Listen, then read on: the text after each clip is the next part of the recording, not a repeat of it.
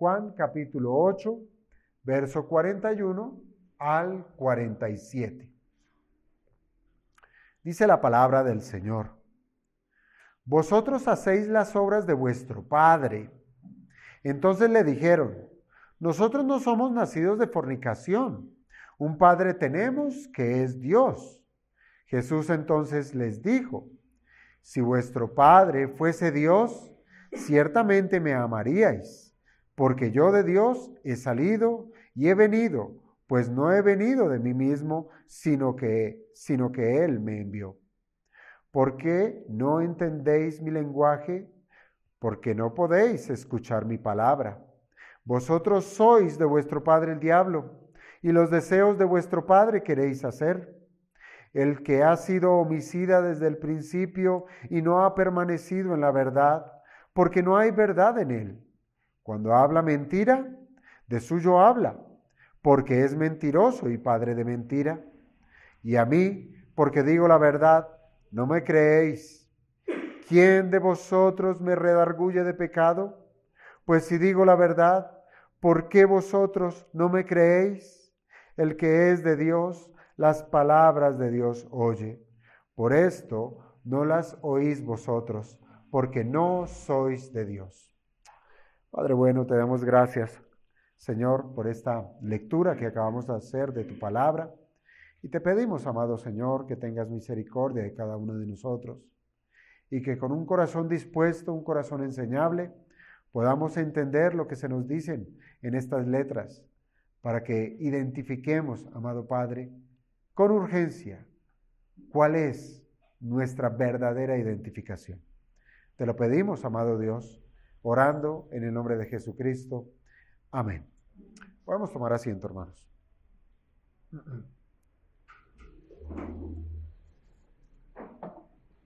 Hijos de Dios, se va a titular esta porción de enseñanza de este día.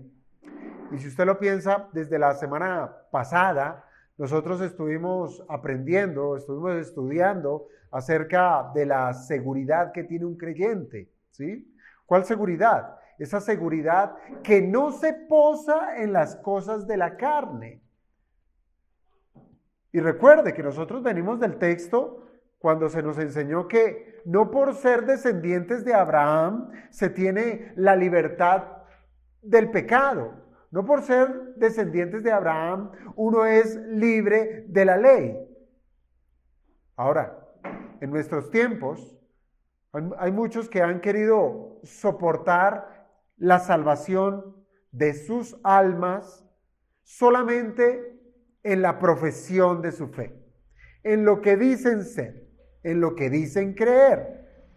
Pero hemos hallado que hay elementos que deben demostrar si lo que nosotros profesamos es cierto.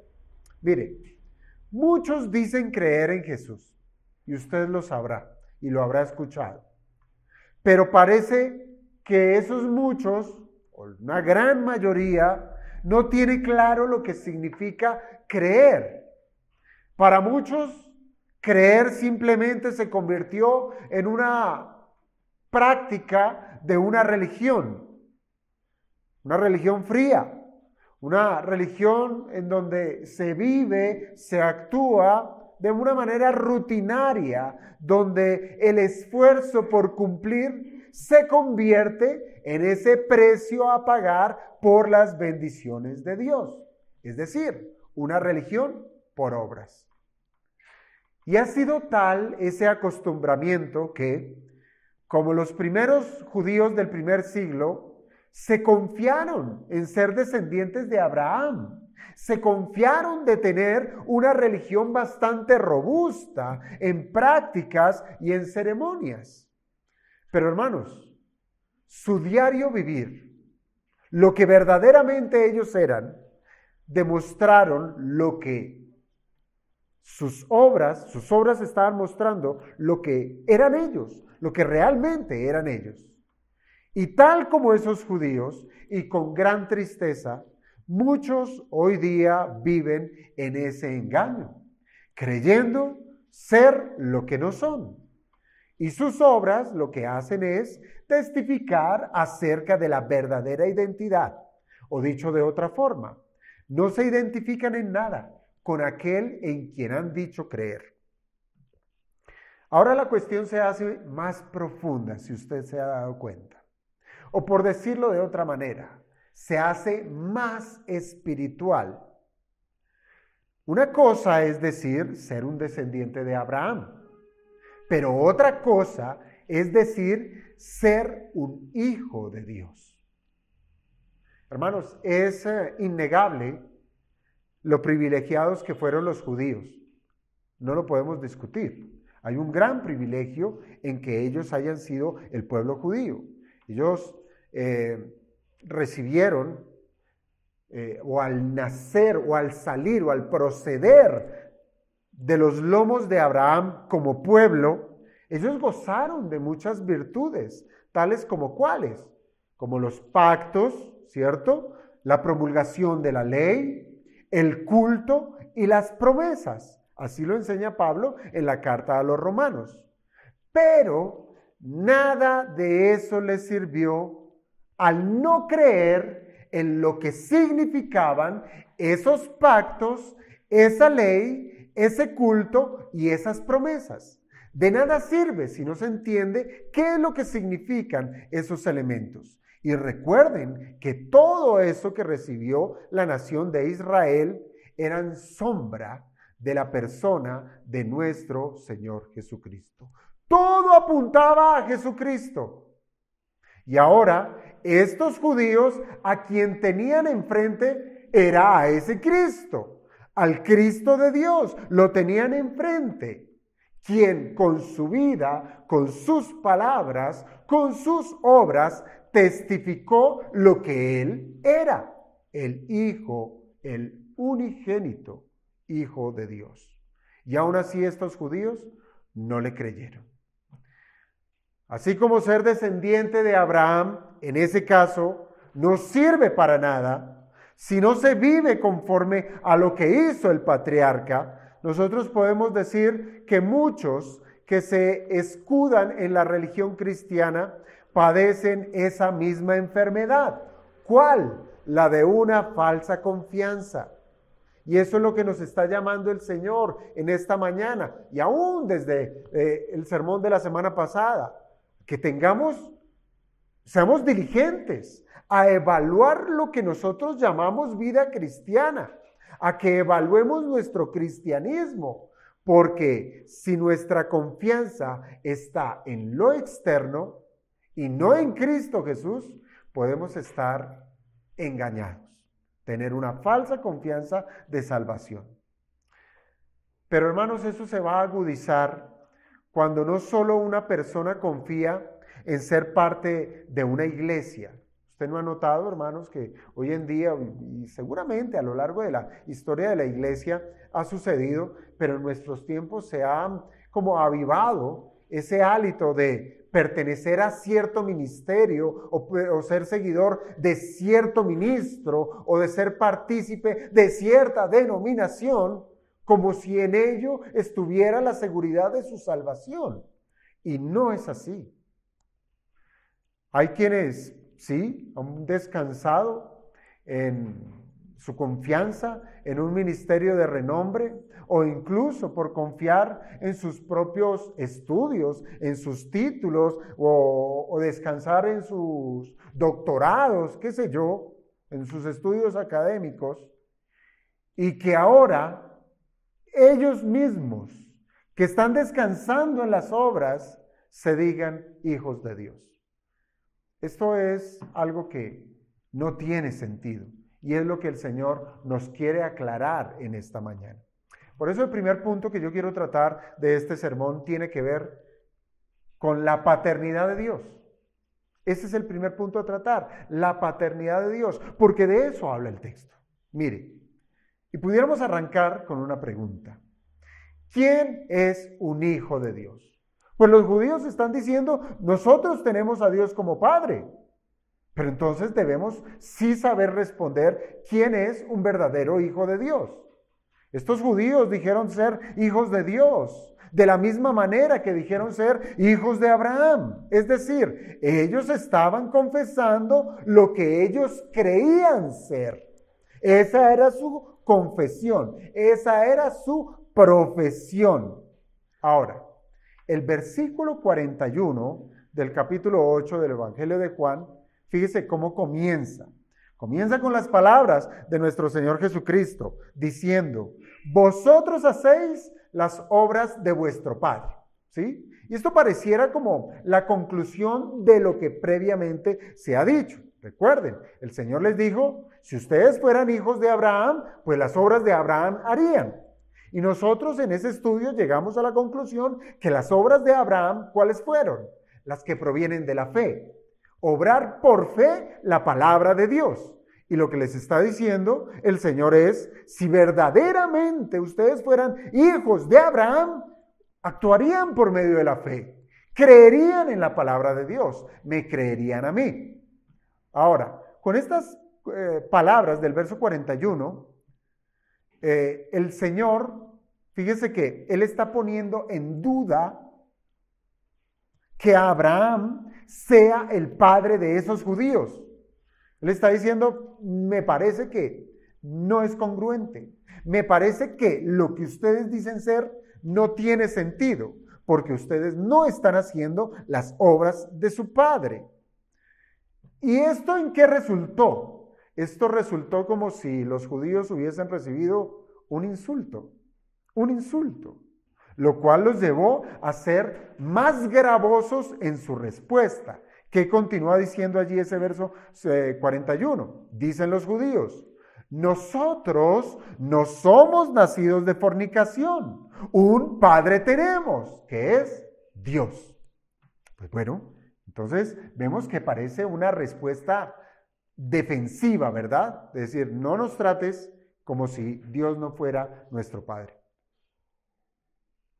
Miren, ellos entendieron que si Abraham no era su padre, entonces significaba que no eran hijos legítimos. Y si no es un hijo legítimo, ¿es qué? Un hijo de fornicación, un bastardo, ¿cierto? Eso fue lo que entendieron. Piense, por ejemplo, en el caso de los samaritanos, ¿cierto? ¿Qué era un samaritano? Los samaritanos son una mezcla, ¿cierto? Es esa descendencia de la mezcla entre los judíos y ¿quiénes? Los asirios. Entonces, dentro de esa mezcla, pues ya no se consideraban como uno descendiente puro del linaje de Abraham. Pero adicionalmente a esa mezcla racial, esa mezcla traspasó otros linderos. ¿Cuál?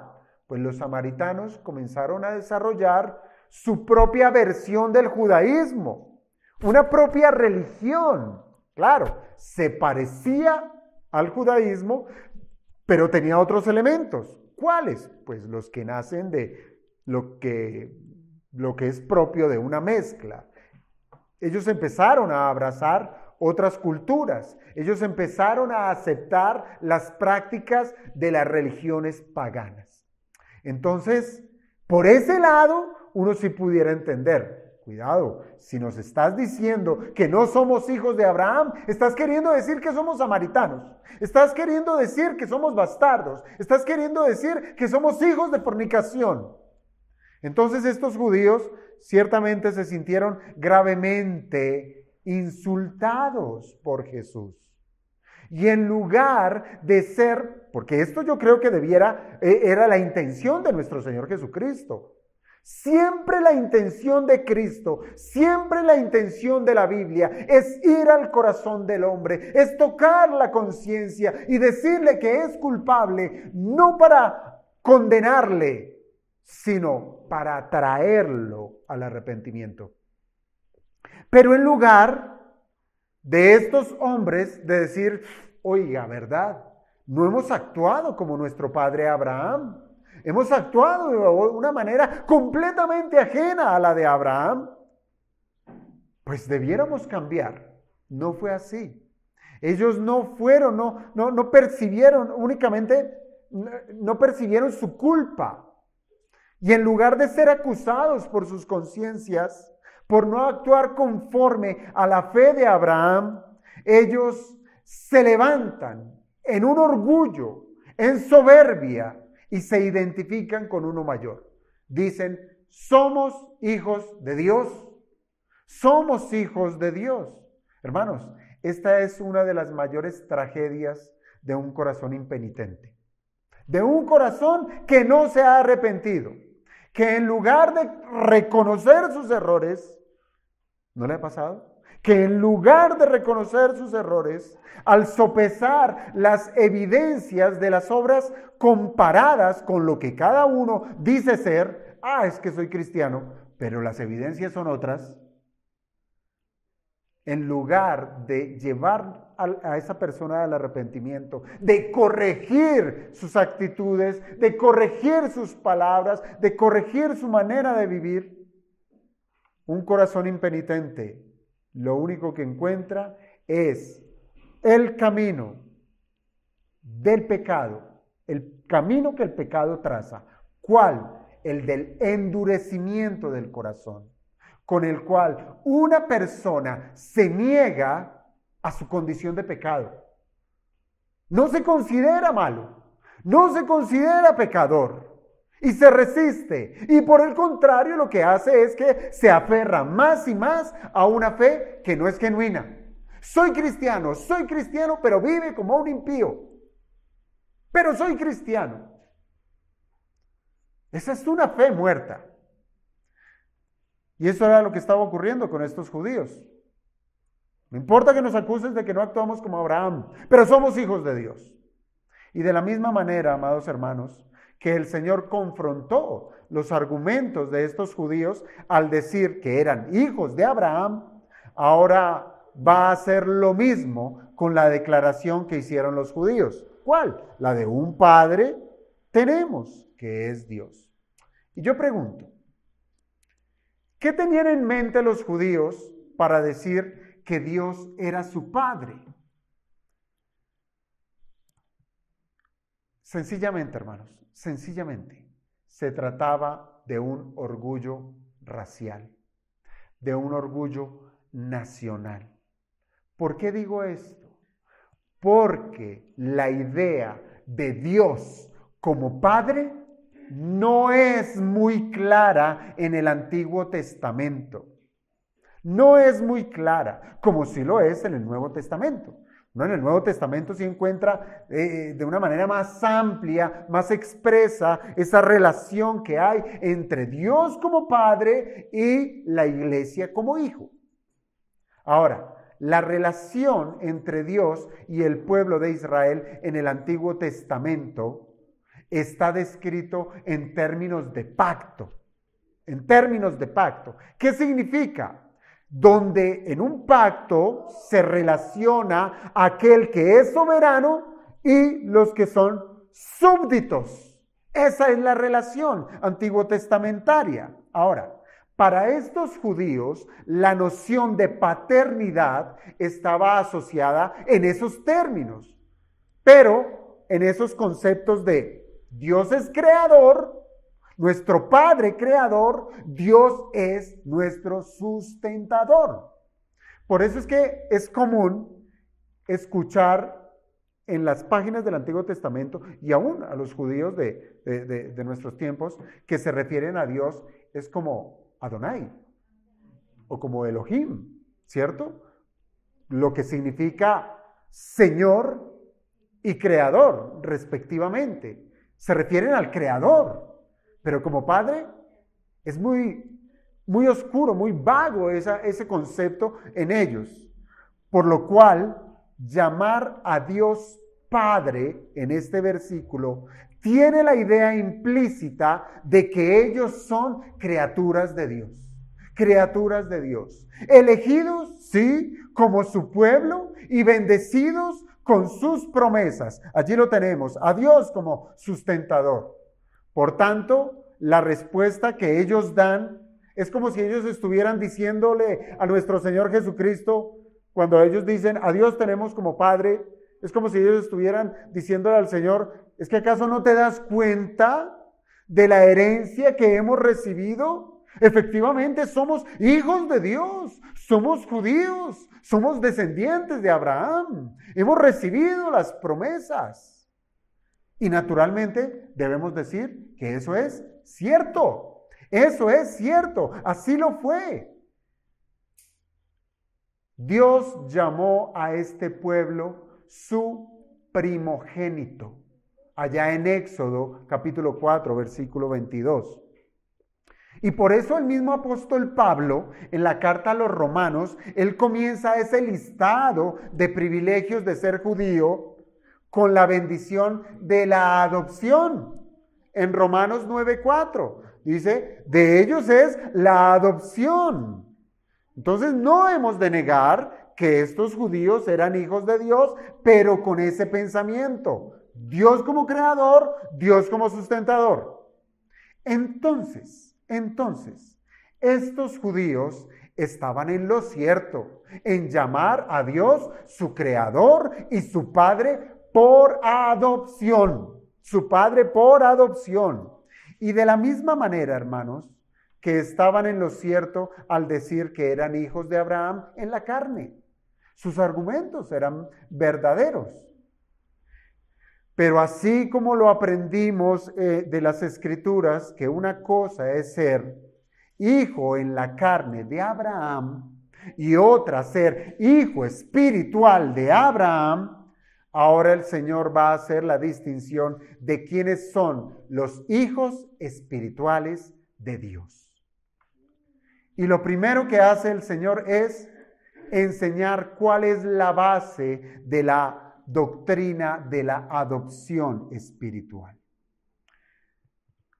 ¿Cuál cree usted, amado hermano, que es la base, el fundamento, donde se sostiene la adopción? Me alegra eso. Hablar de un fundamento o de una base de la adopción, piensen esto, es dar la razón por la cual una persona puede ser llamado hijo de Dios. Entonces, eso es lo que nos va a decir el Señor Jesucristo. ¿Cuál es el fundamento? ¿Cuál es la razón? ¿Por qué una persona, un hombre, un ser humano puede decir, Dios es mi Padre? Sigamos con cuidado las palabras del Señor Jesucristo en los versículos 42 y 43. Jesús entonces les dijo, si vuestro Padre fuese Dios, ciertamente me amaríais. Ahí lo tenemos, primero. Segundo lugar, porque yo de Dios he salido y he venido, pues no he venido de mí mismo, sino que Él me envió. 2. Esa es la segunda. Y en tercer lugar, mire lo que dice el verso 43. ¿Por qué no entendéis mi lenguaje? Porque no podéis escuchar mi palabra. Hermanos, la base de la adopción es la persona de Jesucristo. Es la persona de Jesucristo. El Señor está diciendo que el verdadero Hijo de Dios se caracteriza por 3 cosas y las 3 cosas tienen que ver con Cristo. La primera, el amor a Jesucristo. Por eso, por más que una persona diga, pero es que yo soy judío, yo desciendo de la tribu de no sé quiéncito y de fulanito y si sé más. Yo vivo en Jerusalén, yo hago, yo deshago, etcétera, pero no reconozco a Jesucristo, no es hijo de Dios. No es hijo de Dios. 1, el amor a Jesucristo. En segundo lugar, conocer su procedencia. Y recuerda que el Señor ha sido reiterativo diciendo, yo he venido de arriba. Ustedes son de abajo. Yo he venido porque el Padre me envió. Yo he venido del seno del Padre, etcétera, etcétera. Debemos conocer su procedencia, que Él es celestial, que Él es Dios. Y en tercer lugar, nos está diciendo este verso 43, que el verdadero Hijo de Dios es aquel que cree en la palabra de Cristo. En la palabra de Cristo. 3 características, hermanos, que usted no la puede quitar de su vista. Porque es allí donde vamos a estarnos viendo una y otra vez si realmente somos hijos de Dios. Entonces, hermanos, ¿qué quiere decir esto? Esto quiere decir que la adopción tiene como fundamento Cristo. ¿Y en qué sentido? En tener una relación personal, en tener una relación íntima con el Señor, estar relacionados con Él. Y es una relación que viene, fíjese, del conocimiento revelado por la palabra de Dios que nos enseña que Jesús es el Cristo. ¿Cómo podéis invocar en aquel en el cual no han creído? ¿Y cómo van a creer en el cual no les ha sido predicado? Necesitamos conocerle para creer en Él y para poder invocarle. Entonces, esa relación con Cristo nace de este libro. Cada vez que nos acercamos a la Escritura, cada vez que nos exponemos a la enseñanza bíblica, a la predicación, cada vez estamos conociendo más a Cristo y con ello creyendo en Él. Pero claro, no solamente en la palabra de Dios, que la tenemos escrita, sino Cristo mismo, que es la palabra encarnada. ¿Sí? Quien Él vino a manifestar, que ha sido el enviado del Padre, que vino a cumplir el propósito del Padre. ¿Cuál? Hacer felices a los hombres, resolverles sus problemas, sanarles sus enfermedades físicas y un chequecito debajo de la puerta cada mes. No, Él vino a cumplir el propósito del Padre de salvar al pueblo de Dios de la condenación producto de sus pecados. Él es nuestro Cristo. Y cada vez que Cristo es predicado, entonces, es una oportunidad que el hombre tiene de ser un hijo de Dios. Pero solamente esto será posible si el hombre se rinde ante Jesucristo y lo llama Señor y Salvador. Pero como no solo se trata de profesar, porque muchos dicen y muchos dirán, Señor, Señor, en tu nombre, y el Señor les dice, nunca los conocí, nunca me relacioné con ustedes, nunca los vi ni siquiera en la iglesia, nunca los vi en los devocionales, nunca te acercaste a mí a clamar por perdón. Entonces hemos de entender que rendirse delante de Jesús no solamente es conocerlo como Señor y como Salvador, sino vivirlo como Señor y como Salvador. Y aunque se trata, sí, claro, de una obra que hace Dios en el corazón de las personas, pues solo es Dios quien puede cambiar el corazón rebelde para humillarlo ante su señorío. Hermanos, la evidencia de la salvación se deja ver en las acciones que brotan de un corazón verdaderamente arrepentido. Obras. Pues todo aquel que ha reconocido su maldad es porque Dios le ha concedido la gracia para hacerlo, para reconocer a Jesucristo. Y con ello se da cuenta que sus obras, lo que él hacía, su práctica, sus hábitos, su carácter mismo, es contrario a la voluntad de Dios. Pero ahora, estando en Cristo y por amor a quien le salvó, Jesucristo, que le perdonó de sus pecados y le libró de la condenación de la ley, ahora esa persona, ese cristiano, se dispone a hacer lo que es bueno para Dios.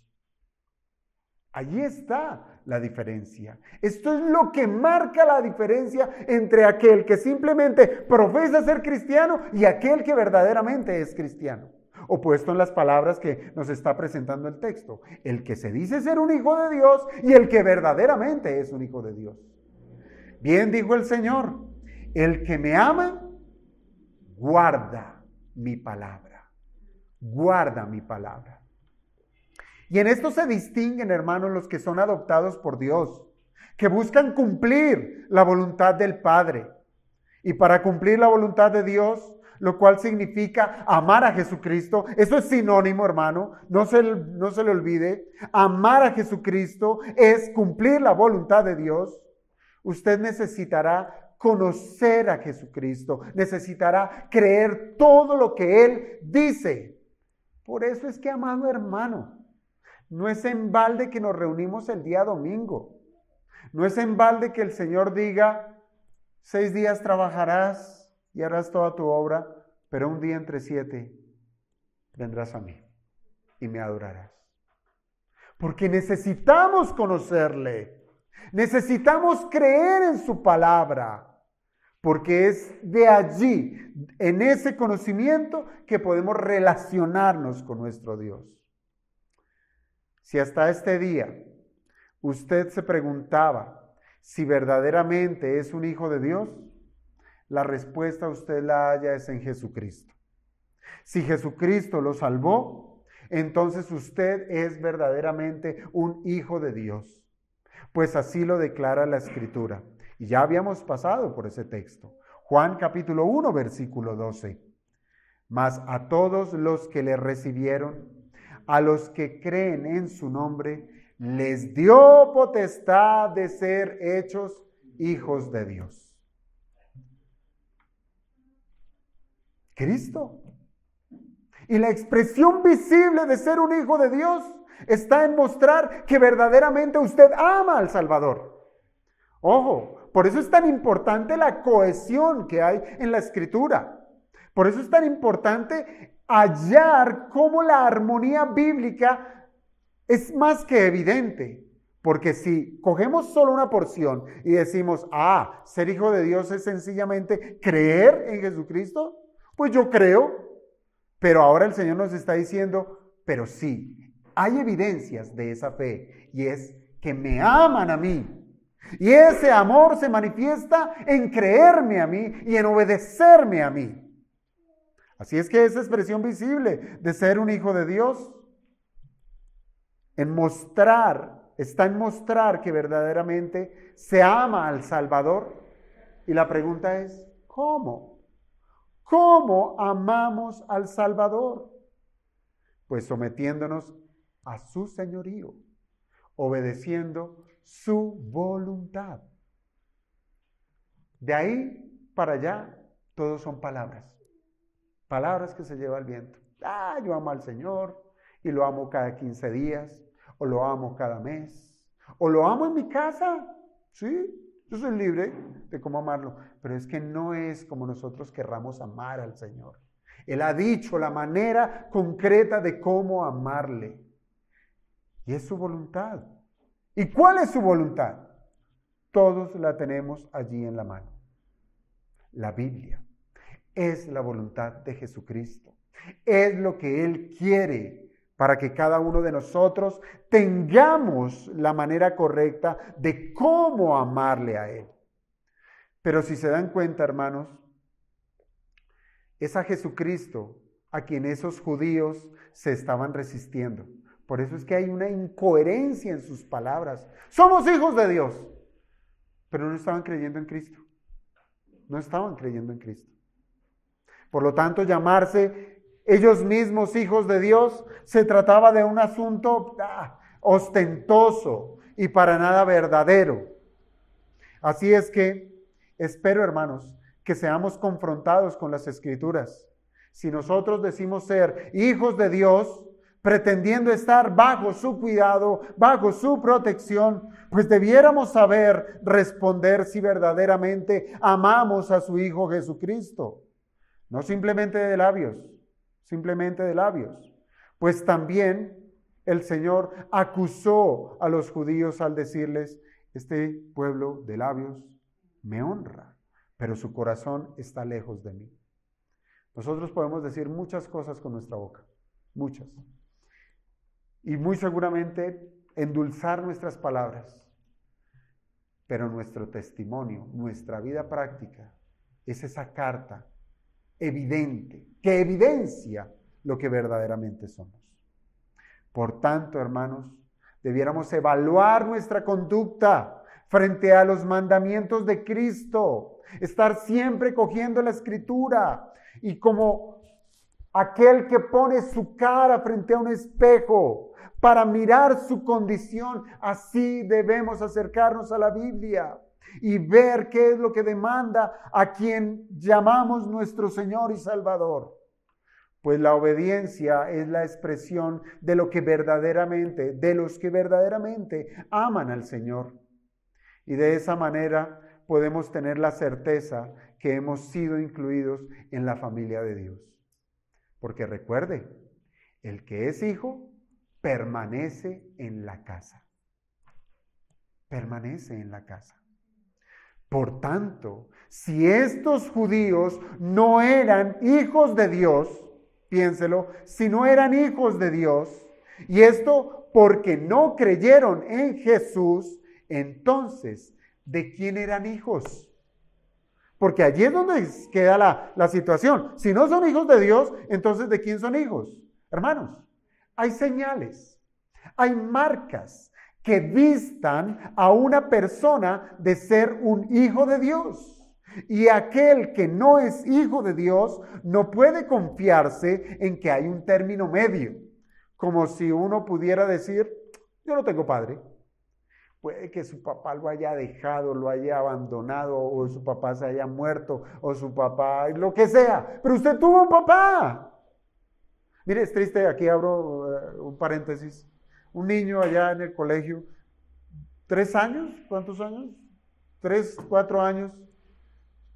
Y eso es como tan natural hoy en día que se separan por lo que sea, pecado. Y el niño llega diciendo, yo no tengo papá, yo no tengo papá, yo no tengo papá. Claro, todo esto infundado por su madre. Cierro mi paréntesis. El punto es que todos tenemos padre.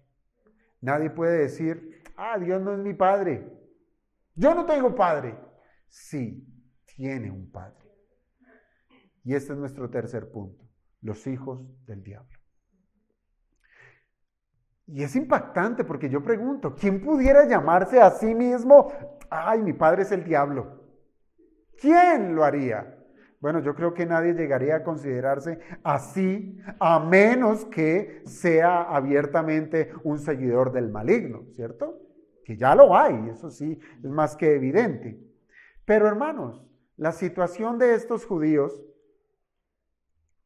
es bastante dramática. ¿Por qué? Porque mientras ellos declaraban ser hijos de Dios, el Señor Jesucristo les dice, ustedes son hijos del diablo.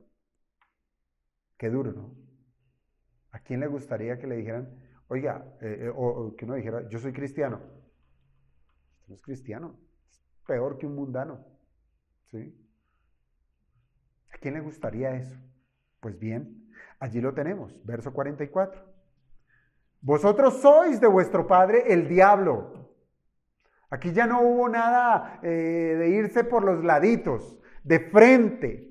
Le dijo el Señor, ustedes, su padre es el diablo. Y los deseos de vuestro padre queréis hacer. Él ha sido homicida desde el principio y no ha permanecido en la verdad, porque no hay verdad en él. Cuando habla mentira, de suyo habla, porque es mentiroso y padre de mentira. Es una acusación sumamente dura, ¿verdad? Aquí las palabras del Señor no son una simple acusación que se lanza al viento. Me parece que ustedes son hijos del diablo. No. Las palabras del Señor, allí encontramos que no solamente está la acusación, porque sí la hay, sino que además hay evidencias que dejan al descubierto que hay hombres que actúan tal cual como lo hace el maligno. Y aquí el Señor nos dice cómo es el maligno. Y hay 2 calificativos que se le da al diablo. El diablo es mentiroso, el diablo es asesino. Y mientras esas características las replique un ser humano, su padre es el diablo. Es el diablo.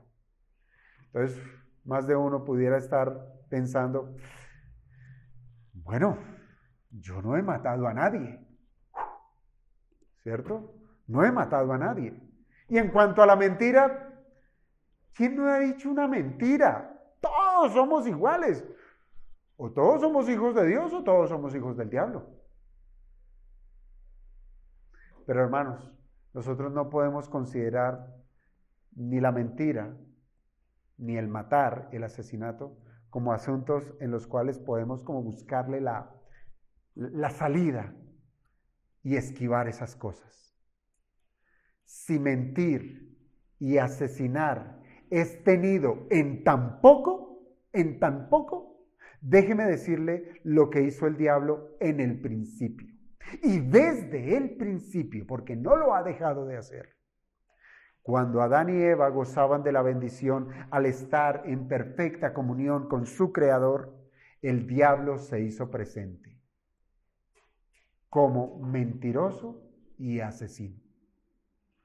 Piense, con sus engaños, con sus seducciones, llevó no solo a Adán y a Eva, sino llevó a toda la humanidad a experimentar la muerte.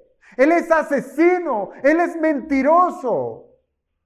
Tanto el hombre experimenta ahora por causa de los susurros del diablo, experimenta tanto la muerte física como la espiritual y en muchos la muerte eterna. Pero vuelvo entonces a la pregunta. ¿A usted le parece insignificante los pecados de la mentira y el asesinato? Era una mentirita blanca, piadosa. Nadie se dio cuenta. Y de asesinar, eso no está en mi lista. ¿Todavía podemos considerar esos asuntos como insignificantes? Pues por causa de una mentira vino la muerte para toda la humanidad. Ahora bien, la palabra diablo. Otra vez, curso de griego. Palabra diablo en el griego significa diabolos. Y esa palabra señala muy bien la naturaleza del maligno, pues diablo significa el que lanza una calumnia. Calumniador. Es el que lanza calumnias, el que lanza acusaciones falsas. Ese es el diablo. Mentiroso. El diablo es mentiroso desde el principio. ¿Por qué? Porque desde el principio el diablo le dijo a la mujer, con que Dios os ha dicho, no comáis de todo árbol del huerto. Mentiroso. Eso no era verdad, pues el mandamiento era que el hombre y la mujer no podían comer de un árbol, del árbol del conocimiento del bien y del mal. Pero el diablo mintió, dijo, con que Dios os ha dicho. Puso palabras en la boca de Dios, palabras falsas, con que no podéis comer de ningún árbol. Además, el diablo tergiversó las palabras de Dios al decir que si comían de ese árbol, no morirán. No morirán. Hermanos, Dios sí había decretado que la desobediencia a su mandamiento traería indefectiblemente la muerte. El diablo es mentiroso. ¿Qué pudiéramos entonces decir? ¿Fue tan solo una pequeña mentira? ¿Una mentirilla? ¿Un asunto de imprecisión? El haber sucumbido al susurro del diablo llevó a toda la humanidad a ser esclavizada por el pecado. Y al entrar el pecado, ¿vino qué? La muerte. Vino la muerte. Desde el mismo momento en que Adán y Eva pecaron, ellos murieron espiritualmente. Quedaron alejados de la gloria de Dios. Ahora, vaya a Génesis 5. Génesis 5. Y seguramente usted ya lo ha leído. Pero cuando usted lea el capítulo 5 del Génesis, no lo haga, oígame bien a esto, con la sorpresa de saber cuántos años vivieron los antiguos. Y decir, wow, Adán vivió 930 años. Pero otro dirá, no, pero ¿qué diremos de Matusalén? Él vivió 969 años, es el que vivió más. No, hermanos, no mire ese capítulo como una proeza de vida, no lo es, sino mírelo como una declaratoria de muerte. Pues todos los hombres que allí se citan, excepto Enoc, murieron.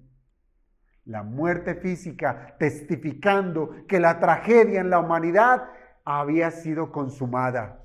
La muerte había entrado a la experiencia de la raza humana. Por una mentira, hermanos. Por una mentira. Por una mentira hoy muchos están en el infierno.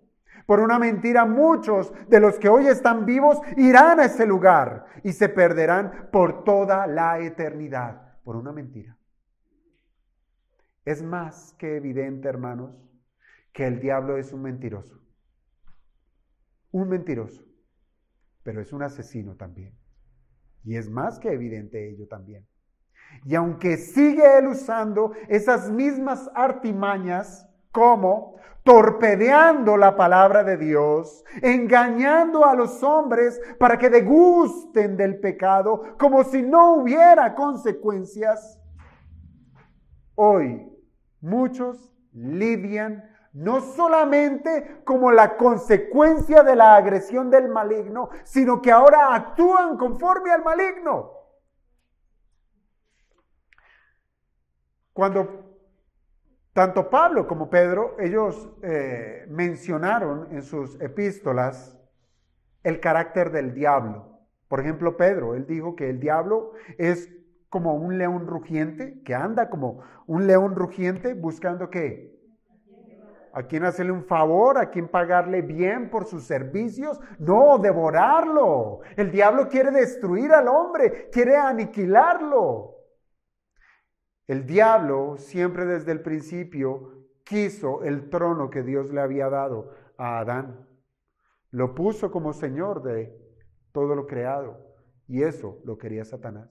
Ahora, el apóstol Pablo nos advirtió también acerca de los dardos de fuego cuando él habla sobre la armadura de la fe. La armadura de Dios. Cuando él dice que el diablo lanza dardos de fuego.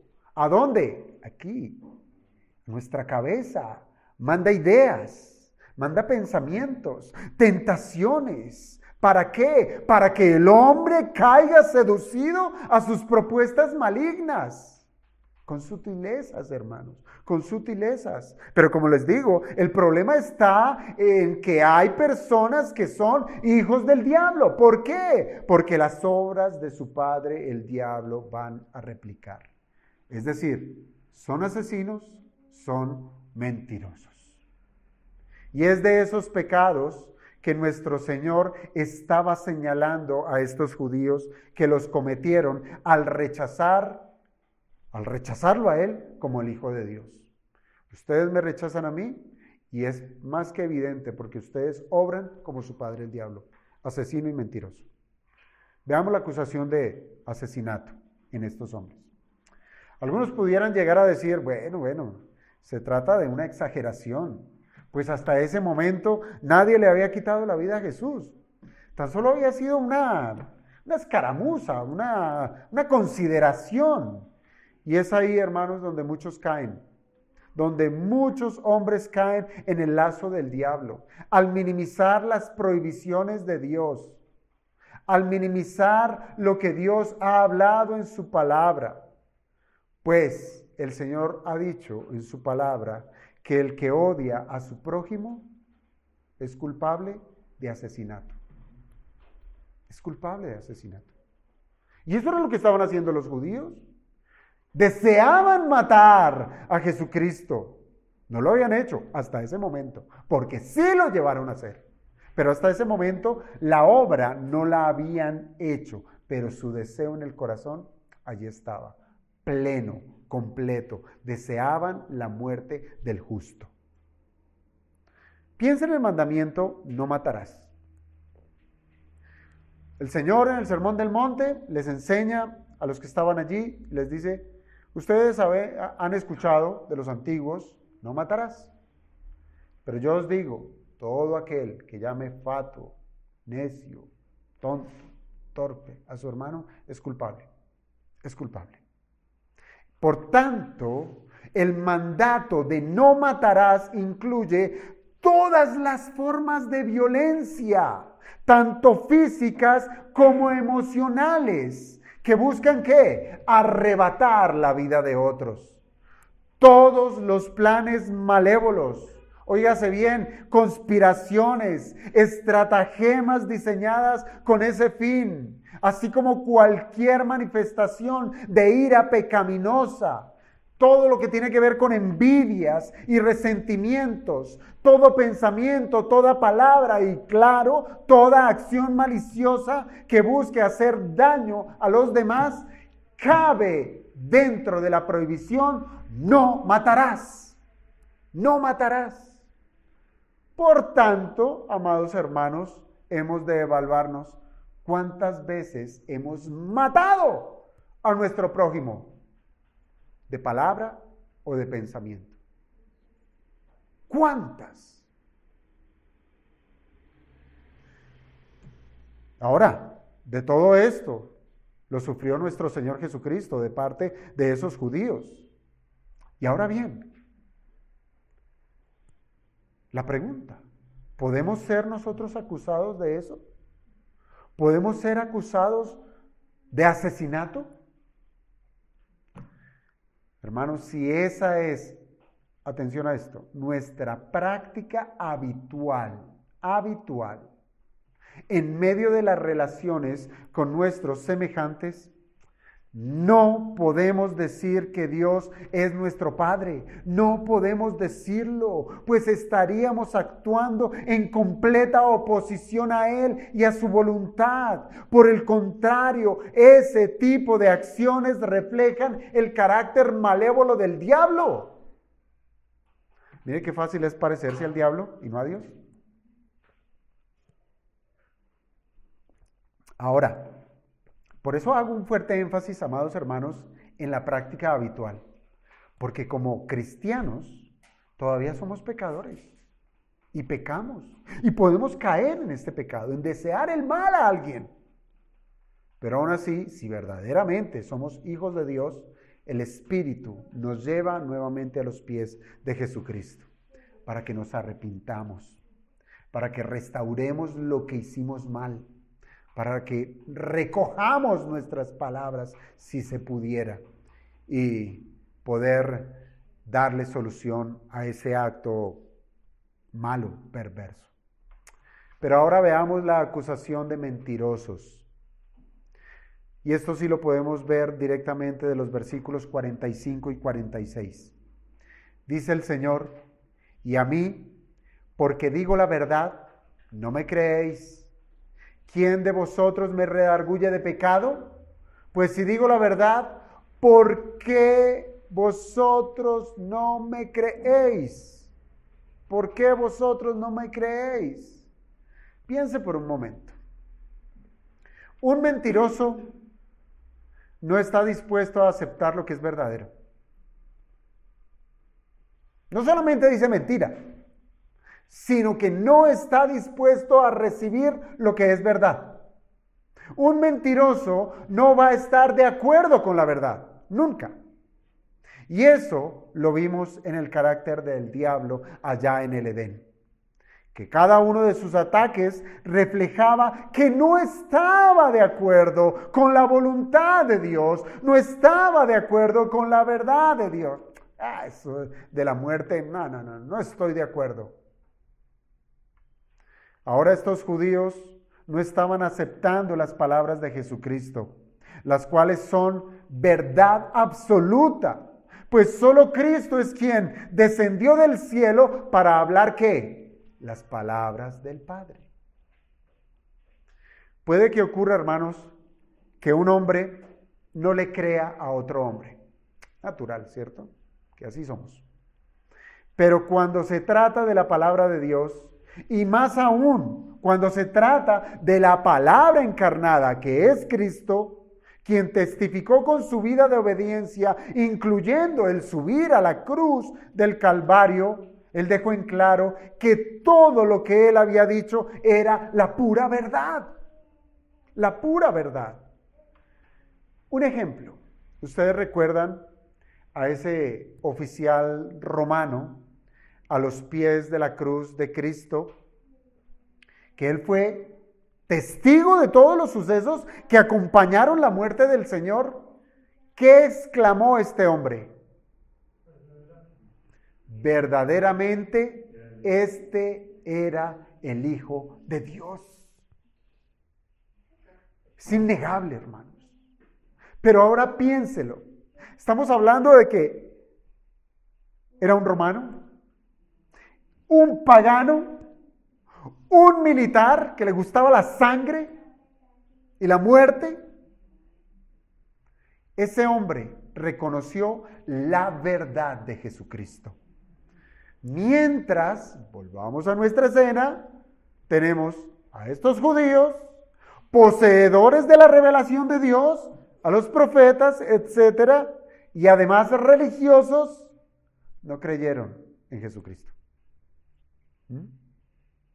Pero aún más, cuando el Señor pregunta, ¿quién de vosotros me redarguye de pecado? Se trata de una pregunta retórica que demanda una respuesta inmediatamente negativa.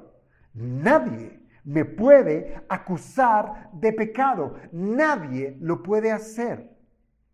Nadie puede acusar a Jesús de haber cometido algún pecado. Nadie puede decir que el Señor mintió en alguno de sus discursos. Nadie puede decir que Jesús se equivocó en presentarse como el Hijo de Dios. Nadie. Y es tanto, hermanos, que el escritor de la carta a los Hebreos, él resaltó la impecabilidad de Cristo con unas palabras sublimes, majestuosas. Él dijo en el capítulo 7, versículo 26, santo, refiriéndose a Cristo, santo, inocente, sin mancha, apartado de los pecadores y hecho más sublime que los cielos. Él es Cristo. Aunque muchas veces, hermanos, los judíos sí acusaron a Jesús. ¿Se acuerdan? Lo acusaron de violar el día de reposo. Lo acusaron por hacerse igual a Dios. Ellos nunca pudieron probarlo. Nunca. Y ahora estaba ocurriendo lo mismo. Estaba ocurriendo lo mismo. ¿Por qué? Porque el silencio de estos judíos, porque ellos en ningún momento, cuando el Señor pregunta, ¿quién de vosotros puede redarguirme de pecado? Ninguno de esos levantó la mano y dijo, violó el día de reposo. Por esto, por esto, por esto, por esto. Te estás haciendo igual a Dios. Por esto, nada, ninguno. Así es que el silencio de los judíos ante esas preguntas dejaba en claro que no tenían absolutamente nada que probar que Jesús había pecado. Entonces quedaron entre la espada y la pared. Entre la espada y la pared. Pudiéramos pensar, hermanos, que ese silencio significaría el reconocimiento de la inocencia del Señor, ¿cierto? Es decir, sí, me desarmó, tiene más argumentos que yo, eres inocente. Pudiéramos llegar a pensar eso, pero eso no es así, eso no sucedió así. Estos judíos eran calumniadores, como su padre, el diablo, que sin tener prueba alguna se mantenían en sus mentiras. Es que eso es una calumnia, hermanos. Acusar sin pruebas. Acusar sin pruebas. Porque se puede acusar cuando hay pruebas, ¿cierto? Pero cuando se acusa sin pruebas, es una calumnia. Y eso es lo que estaban haciendo estos judíos. Acusando sin pruebas. Eran calumniadores. Ahora, fijémonos en la segunda pregunta que hace el Señor. Y si digo verdad, ¿por qué ustedes no me creen? Aunque no tenían argumentos para acusar al Señor y nunca los tendrían, aún se sostenían en su incredulidad. Mire, eso es yo creo que lo más ruin de la sabiduría humana. Que otro gane un argumento y yo quede desarmado, pero aún diga, no le creo. ¿No le parece? Usted lo demostró todo, pero no le creo. Absurdo, ¿no? Y le muestra, 2 más 2 es 4, y es porque esto y por esto, y si hacemos 4 bolitas, 4 palitos, da 4. Sí, pero no le creo. No le creo. No creer en Jesús es considerarlo como un mentiroso. No creer en las palabras de Cristo es decir, tú eres falso, tú eres mentiroso. Y es ahí, hermanos, donde está la piedra de tropiezo con la cual la sabiduría de los hombres se desmenuza, se destruye. ¿Por qué? Porque ni la ciencia, ni la filosofía, ni el humanismo pueden llegar a explicar la deidad de Jesucristo. O dicho de otra manera, porque no tienen la fe con la cual se puede aceptar que Jesús es el Hijo de Dios. Solo por la fe. ¿Qué podemos concluir, amados hermanos, de esto? Esto nos deja en un panorama que puede ser fácilmente reconocible.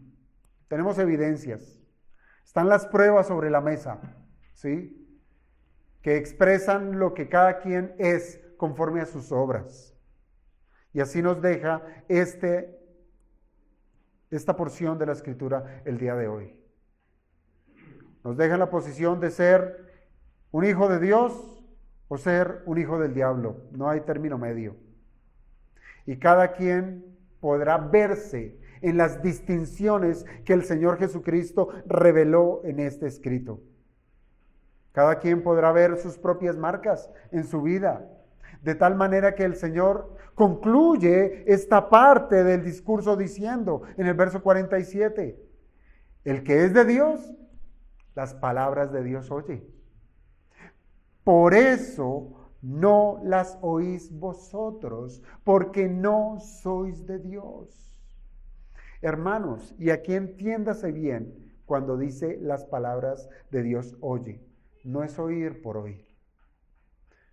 Y como ya se ha probado antes, oír no es solamente prestar el oído a lo que Jesús dice. Muchos le oyeron. Muchos le oyeron. El que tenga oídos, que oiga. Más bien, lo que tenemos aquí, cuando se nos dice oír la palabra de Dios, tiene que ver con creer cada una de sus palabras. Y esa credulidad, si es genuina, se manifiesta en las obras, en hacer la voluntad de Dios. Y al hacerlo, se está demostrando que verdaderamente hay amor por el Hijo de Dios. El paquete es completo, no es a medias. No es a medias. Aunque la fe verdadera se manifiesta en las obras, en hacer la voluntad de Dios, tengamos mucho cuidado, hermanos, mucho cuidado en identificar qué es lo que nos motiva para guardar la palabra de Dios. Porque nosotros también podemos llegar a ese punto, decir, oigo, creo, obro. Pero ¿qué motiva nuestras obras? ¿Qué está motivando nuestra obediencia? Piensa en las palabras del apóstol Pablo cuando dijo en 1 Corintios, capítulo 13, versículo 3. Ya usted entra en contexto ese capítulo 13, el capítulo del amor, ¿verdad? 1 Corintios 13, verso 3.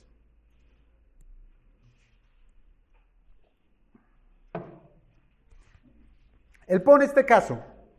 Él dice, y si repartiese todos mis bienes para dar de comer a los pobres, y si entregase mi cuerpo para ser quemado, y no tengo amor, de nada me sirve. De nada me sirve. Hermanos, ayudar a los necesitados hace parte de nuestros deberes cristianos. Es lo que Dios manda. Es lo que Cristo está mandando. Y podemos nosotros llegar al punto de cumplir esa palabra, ¿sí? En ser obedientes a las palabras de Cristo. Pero aunque lleguemos a cumplir el mandamiento, lo podemos hacer simplemente como un cumplimiento frío, como un cumplimiento sin amor por el prójimo. Y a esto, Juan, el apóstol, escribió en su primera carta: si alguien afirma, yo amo a Dios, pero odia a su hermano, es un mentiroso. Usted puede obrar el mandamiento, pero con odio en su corazón, o con una intención diferente a amar a su semejante y amar a Cristo. ¿Y esto qué lo hace? En un mentiroso, en un hijo del diablo. Y así mismo, hermanos, nosotros podemos llegar a cumplir cualquier mandamiento, como si se tratara de una simple lista de chequeo. Bueno, vamos a ver cómo me fue esta semana. Fui a la iglesia, oré, leí la Biblia, etcétera. Todo lo cumplí. Muy bien. Eso mismo lo hicieron los judíos. Eso mismo lo hicieron. Y aún así el Señor les dijo: no me creéis. No me creéis. El verdadero amor siempre tiene a Cristo como la razón por la cual cumplimos nuestros deberes cristianos. Y así amaremos a nuestro Dios con todo nuestro corazón, con todas nuestras fuerzas y con toda nuestra mente, cuando Cristo siempre es el propósito de nuestro obrar. Se trata, hermanos, de una entrega total, donde damos lo que el Señor ama. Ojo, damos lo que el Señor ama, no lo que a nosotros nos parece. Es lo que Dios ama. Eso es lo que nosotros le damos. Y aborrecemos todo lo que el Señor aborrece, no lo que a nosotros nos parece aburrido.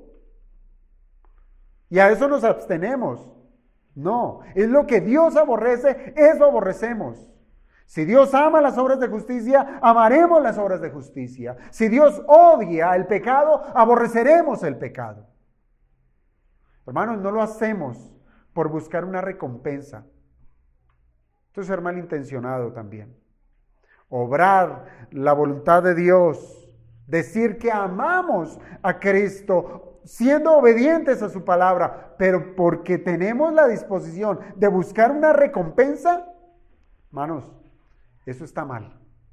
Nosotros no obramos la voluntad de Dios por nuestra comodidad, si usted lo quiere pensar de esa manera.